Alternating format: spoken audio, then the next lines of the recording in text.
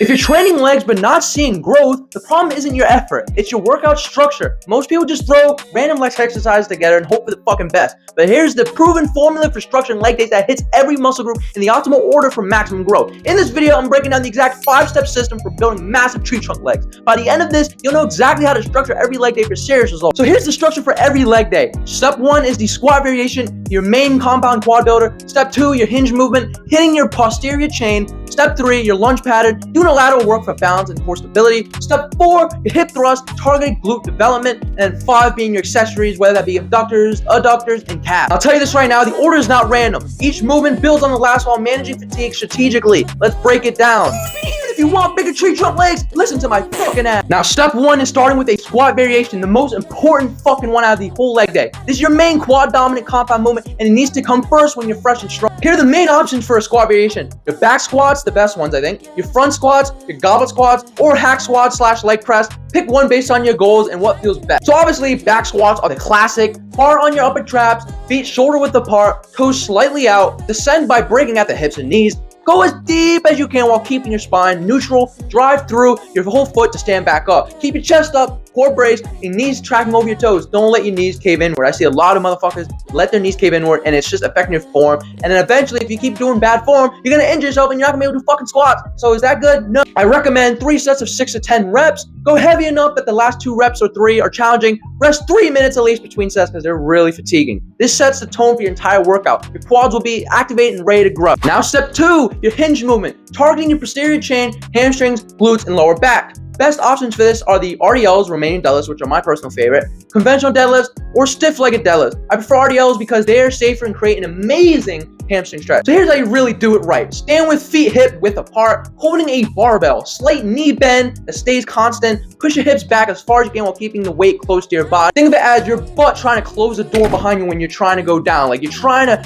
force the door to close with your butt because you're moving it back. You don't want to fucking have your back all fucked up. You need to keep that straight. But that is a good cue to have your form good. Just act like you're closing a door behind you with your fucking ass cheek. Now it's important to feel the intense stretch in your hamstring. Then drive your hips forward to stand back up. When you do that and you kind of like clench your cheeks after every rep when you go up, you'll get some glute activation as well, which will really help out. Keep your back flat though. Weight travels close to your legs and all movement comes from hips, not back. I recommend 3 sets of 8 to 12 reps on this one. Focus on the stretch and squeeze. Go slow if you have to. This is really like that kind of exercise where the eccentric and stretch just feels so crazy, man. Rest 2 to 3 minutes between the sets. Now step 3 is the lunge pattern. This is the one where people kind of neglect and they don't do it because it's unilateral and it's hard, like the Bulgarian split squats. I get it. Training one leg at a time is hard, but it really improves imbalances and stability. The main options you have for a fucking lunge is walking lunges, reverse lunges, Bulgarian split squats, or stationary lunges, whatever more there is, I don't know, but Bulgarian split squats are my favorite because they create the most tension and they're really hard. They really fuck up your quads. There's a reason people only do 2 sets on this one because it's brutal.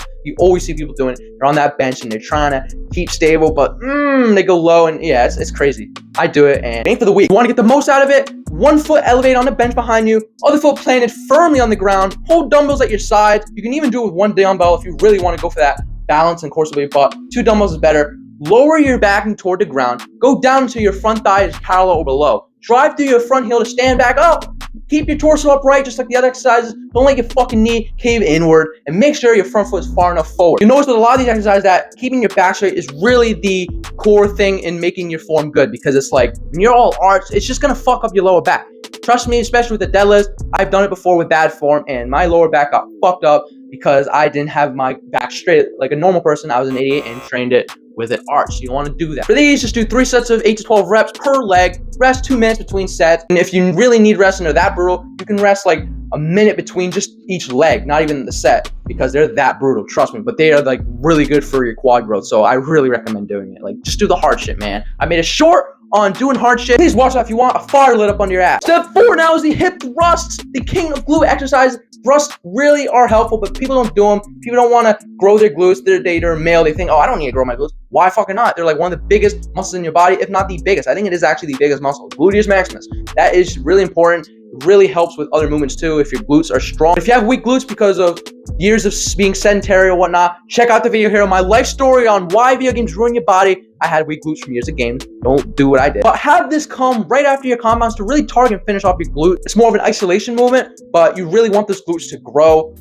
If you don't want to do that, do a seated hamstring curl, something to buy something. Your main 3 compounds beforehand are already done. You want to start getting a little bit easier at the exercise because you're probably already dying already. So try to manage your fatigue and energy the right way. Now you can do this with a regular barbell, a Smith machine, or a glute thrust machine itself. I see a lot of people doing the Smith machine the most. It's probably like the best one, to be honest. It's like way more stable than a regular barbell, and the machine is just maybe a little more, I don't know, awkward. So the Smith machine seems to be the go-to. If you can do it on a Smith machine, that would be great. Make sure you have a pad on the barbell or whatever. That way it doesn't hurt your front part too much. You want padding. You want to be as comfortable as you can while being as efficient as possible and getting the most growth. Don't hyperextend your fucking back either. Movement comes from your hips. Keep your chin tucked and core braced. Hold the top position for a full second and squeeze hard.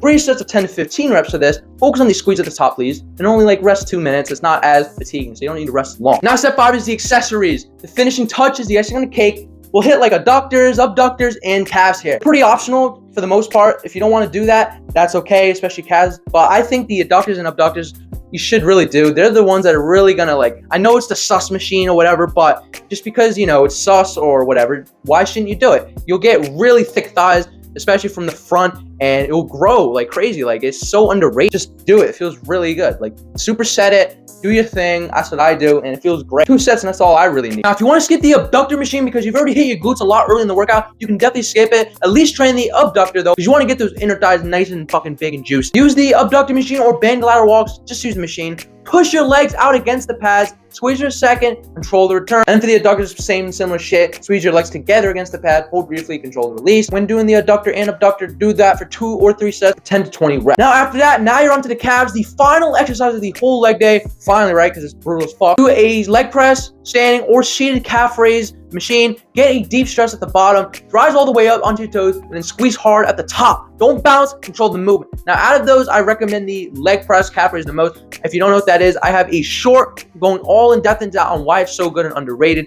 I think it's better because it trains the calf in a more lengthened position versus if you're seated. But all of those will work and will build your calves great. Now for whatever one you're doing, do that for 2 to 3 sets.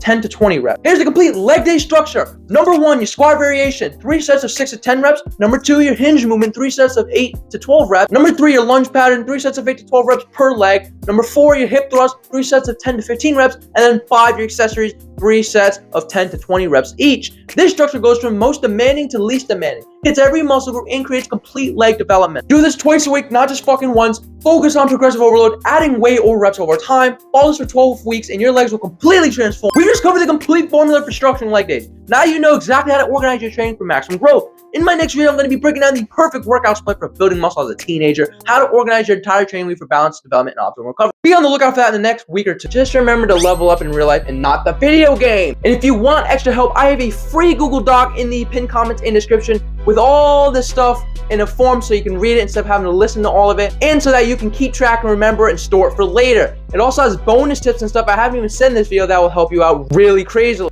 Don't forget, it's called the Beastmode Starter Pack Kit. Now take this leg day structure and implement it in your next workout. Track your progress week by week, stay consistent, and your legs will blow the fuck up. If this helped you, drop a like and subscribe for no horseshit ass backwards training content. Now go destroy those fucking legs!